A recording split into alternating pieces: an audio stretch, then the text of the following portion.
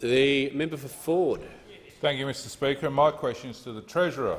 Will the Treasurer inform the House how the Morrison government has been supporting all states and territories to drive Australia's economic recovery through our unprecedented response to the COVID-19 pandemic? The Treasurer. Well, thank you, Mr Speaker. I thank the member for Ford for his question, acknowledge his time in small business and the financial services sector before coming into this place and taking on a former Queensland Premier, Peter Beattie, and winning, Mr Speaker, and winning. Now, Mr Speaker, the member for Ford understands, as we do on this side of the House, that the Australian economy, the global economy, has faced a once-in-a-century economic shock. In fact, the IMF is suggesting that the global economy will contract this year by 4.4%, Mr Speaker. That compares to a contraction of just 0.1% during the height of the GFC. And the equivalent of around 600 million people have lost their jobs globally over the course of this year. And here in Australia, at the height of this pandemic, 1.3 million Australians either lost their jobs or saw their working hours reduced to zero. Now, the Morrison government has responded with an unprecedented amount of economic support.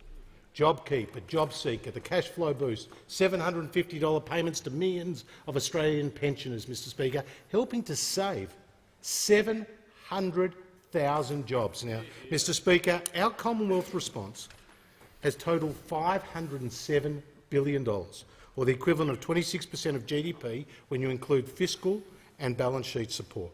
$257 billion has been direct economic support. That's the equivalent of 13% of GDP.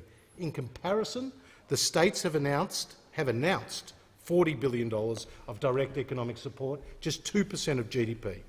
Out the door already is at $124.4 billion, $41.6 billion to New South Wales, $34.6 billion to Victoria, $24.1 billion to Queensland. In comparison, the Queensland government has announced just $7 billion of direct economic support, $11.6 billion to WA, $7.6 billion to South Australia, $2.3 billion to Tasmania, $1.7 billion to the ACT and $0.9 billion to the Northern Territory, Mr Speaker.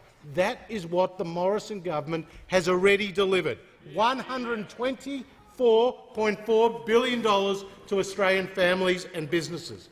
The JobKeeper package alone has already seen nearly $70 billion out the door, supporting around 3.5 million Australian workers. The cash flow boost, over $30 billion, or around 800,000 Australian businesses are benefiting. This is helping the economic recovery, a recovery which has already seen 446,000 jobs being created over the last 4 months alone. Mr Speaker, we're getting on with the job, and our job is creating jobs for all Australians.